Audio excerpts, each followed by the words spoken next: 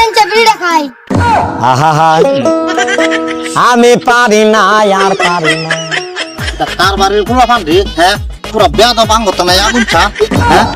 দেশটা তো পুরো নষ্ট হয়ে গেছে হ্যাঁ যেভাবে বুঝছেন কি শুনিয়া বেদ পেটা কি হ্যাঁ হেই তুমি কারো হান হাতে কত কিছু নাই গা তোর বাপ বাহের নাম কি রে হ্যাঁ একটু হানি ছাড়া